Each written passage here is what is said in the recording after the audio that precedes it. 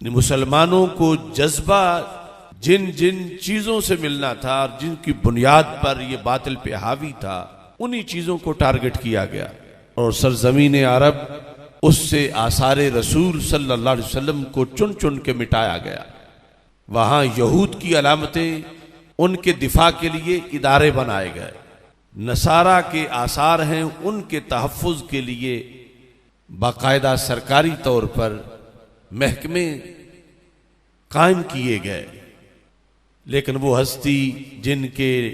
निस्बत से अरब को शान मिली और जिनकी वजह से कायनात में अहले हक की चमक है, जिनके सदके पूरा जहान बना, उनकी एक एक निशानी को उन जालिम लोगों ने सफ़ा हस्ती से मिटाया। तो शिफा शरीफ के अंदर जो हुकूक मुस्तफ़ा सल्लल्लाहु अलैहि वसल्लम का तज़किरा है, वमिन एज़ामिही व इकबारिही, रसूल अकरम सल्लल्लाहु अलैहि वसल्लम की ताज़ीम और तौक़ीर में से ये भी है एज़ामु जमी असबाबिही व इकरामु मशाहिदिही व अमकिनतिही मिन मक्का वल मदीना व माहिदिही व मा लमासहु और फ़बिही। काजी इयाज मालिकी रहमतुल्लाह अलैह ने उनकी शोरा आफाक किताब, जो उम्मत में इस मौजू की सीरत और हुकूक मुस्तफ़ा सल्लल्लाहु अलैहि वसल्लम के बयान की एक अथॉरिटी मानी जाती है, इसमें उन्होंने ये लिखा कि मुसलमानों की अज़मत जो मौकूफ है ताज़ीम मुस्तफ़ा सल्लल्लाहु अलैहि वसल्लम पर, कि जब तक वो ताज़ीम बरकरार रहेगी तो इनकी अज़मत भी बरकरार रहेगी। वो ताज़ीम ख़त्म होगी तो ये भी ज़लील और रुस्वा हो जाएंगे। उसमें क्या क्या चीज़ दाखिल है? वमिन एज़ामिही व इकबारिही एज़ामु जमी असबाबिही, रसूल पाक सल्लल्लाहु अलैहि वसल्लम के तमाम असबाब की ताज़ीम। लफ्ज़ असबाब है। असबाब का मतलब क्या है? कि जो कपड़े रसूल पाक सल्लल्लाहु अलैहि वसल्लम ने ज़ेब तन फरमाए, जो नालैन शरीफ पहने, जो चीज़ें भी रसूल पाक सल्लल्लाहु अलैहि वसल्लम के इस्तेमाल में रही, व इकरामु मशाहिदिही, जहां जहां भी कभी रसूल पाक सल्लल्लाहु अलैहि वसल्लम ने एक बार भी कदम रंजा फरमाया, उन सारी जगहों का इकराम, व अमकिनतिही, और जितने भी मकान हैं, में मक्का वल मदीना, मक्का मुकर्रमा में और मदीना मुनव्वरा में, उन सारे मकानात की ताज़ीम व तौक़ीर, व माहिदिही, और इसके अलावा यानी जितनी जंगों के मकामात हैं, सफ़र के मकामात हैं, जहाँ जहाँ रसूल पाक सल्लल्लाहु अलैहि वसल्लम ने नमाज अदा की, वमा लमासहु, जिसे भी सरकार का हाथ लगा, जिसे भी रसूल पाक सल्लल्लाहु अलैहि वसल्लम ने कभी छुआ, और फ़बिही, या जिस चीज को भी निस्बत हासिल है रसूल अकरम नूर मुजस्सम शफी मुअज़्ज़म सल्लल्लाहु अलैहि वसल्लम की ज़ात के साथ, इन सारी चीज़ों की ताज़ीम पर मौकूफ है ताज़ीम रसूल सल्लल्लाहु अलैहि वसल्लम, कि जब ये सब चीज़ें इनकी ताज़ीम की जाएगी तो फिर हुकूक मुस्तफ़ा सल्लल्लाहु अलैहि वसल्लम की अदायगी होगी। अब ये था उम्मत का नजरिया कि इन चीजों की ताज़ीम, और इस पर मदार है अजमत उम्मत का। तब्दीली क्या हुई कि इन चीजों की ताज़ीम खत्म ही नहीं की गई, बल्कि ताज़ीम को ही शिर्क करार दे दिया गया। जो आला हजरत फाज़िल बरेलवी रहमतुल्लाह अलैह ने फरमाया, शिर्क ठहरे जिसमें ताज़ीम हबीब, उस बुरे मजहब पे लानत कीजिए। तो ऐसा मजहब मरकज़ इस्लाम पर मुसल्लत किया गया कि जो कुरान और सुन्नत से मुतसादिम है और सहाबा और ताबीन के मजहब से मुतसादिम है, और फिर उस मजहब में जो असल प्योर ओरिजिनल अकायद है उम्मत के, उन पर शिरक का फतवा लगाया गया और मुस्लिम उम्मा को माज़अल्लाह अबू जाल से भी बड़ा मुशरिक साबित करने के फतवे दागे गए। इसी शिफा शरीफ के सफ़ा नंबर 417 पर है, व जदीरुल ले मवातिना उम्मिरत बिल वाह्य। एक एक लफ्ज बड़ा काबिल गौर है। पहले उस लफ्ज का मतलब और आखिर जाकर उसका हुक्म नजर आ रहा है। जदीरुल ले मवातिना उम्मिरत बिल वाह्य, और वह जिन जगहों की आबादी का राज वाह्य कुरान है कि वहां वाह्य उतरी, व तंजील वहां नजूल कुरान हुआ, व तरद्ददा बिहा जिब्रील व मीकाईल, जिन जगहों पे बार बार जिब्रील आए और मीकाईल आए, व आराजत मिनहल मलाइका वर रूह, जिन वादियों से बस्तियों से जिस सरजमीन से ऊपर आसमानों की तरफ उठे बार बार कौन, फरिश्ते, वर रूह एक मतलब है कि जिब्रील अमीन और दूसरा मतलब है अरवाह अंबिया अलैहिमुस्सलाम। व दज्जत अरसातुहा बित्तक़दीस व तस्बीह, जिस सरजमीन के खुले मैदान तकदीस और तस्बीह की सदाओं से गूंजे। वश्तमलत तुरबतुहा अला जसद सय्यदिल बशर, जिस सरजमीन को ये शरफ मिला कि वो सय्यदुल बशर और सय्यदुल अंबिया के पैकर को चूम रही है। वंतशर अनहा मिन दीनिल्लाहि व सुन्नते रसूल ही मंतशरा मदारिस आयात व मसाजिद व सलावात, जिस दीन से मस्जिदों के बीज कायनात में फैले, मदारिस के बीज कायनात में फैले, जिस जमीन से आयात तुलू हुई और पूरी कायनात जो है उन आयात से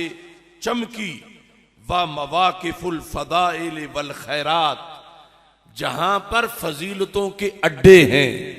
और जहां पर खैरात के सरचश्मे हैं, व मआहिदुल बराहीन वल मोजिजात, जिस सरजमीन पे मोजिजात के इदारे कायम हैं, यानी मोजिजात की जगह हैं, मोजिजात के वाक़े होने के मकामात हैं, व मनासिकुद्दीन व मशाइरुल मुस्लिमीन, दीन के मनासिक जहां पर हैं, मुसलमानों के मशायर जहां पर हैं, व मवाकिफ़ु सय्यदुल मुरसलीन, जिस सरजमीन पे सय्यदुल मुरसलीन हजरत मोहम्मद मुस्तफ़ा सल्लल्लाहु अलैहि वसल्लम के पाक कदमों के ठहरने के निशान मौजूद हैं। अब आगे हुक्म आएगा उस जमीन को क्या करना चाहिए, मुसलमान उसे क्या समझे। लिखा है व मुतबव्वाउ खातमुन नबिय्यीन, जो जमीन खातमुन नबिय्यीन का जाए करार बनी, जहां उन्होंने उसमें घर बनाया, जिस सरजमीन में खातमुन नबिय्यीन सल्लल्लाहु अलैहि वसल्लम रहे, है सो इन फजरतिन नबुव्वतो, जहां से नबूवत का चश्मा फूटा, यानी सरकार की तालीमात जो हैं वहां से आगे निकली। वाई नफादा उबाबुहा, और वो मक्का मुकरमा जहां तेज सैलाब चला रूहानियत का, व मवातिन तोवियत फी हर रिसाला, वो जगहें, वो वादियां और वो बता और खुले मकामात के जिनके अंदर रिसालत समेटी गई। व अव्वलु अर्दिन मस्सा जिल्दल मुस्तफ़ा सल्लल्लाहु अलैहि वसल्लम, और रुए जमीन की वो जगह जिसने सबसे पहले रसूल पाक सल्लल्लाहु अलैहि वसल्लम के पैकर को चूमने का शर्फ हासिल किया। यानी मक्का मुकरमा विलादत के वक्त अव्वलु अर्दिन मस्सा जिल्द अल मुस्तफा तुराबोहा, जिस जमीन की तुराब ने सबसे पहले कायनात में सबसे पहले जिस जमीन की मट्टी पाक खाक ने रसूल पाक सल्लल्लाहु अलैहि वसल्लम के पैकर को मस किया, इन जमीनों, इन आसार, इन मकामात, इन जगहों, इन इलाकों के साथ मुसलमानों का ताल्लुक कैसा होना चाहिए कि मुसलमानों की अजमत बहाल हो और मुसलमानों को अजमत मिले। काजी मालिकी कहते हैं इन सारी चीजों के लिहाज से जदीरुन,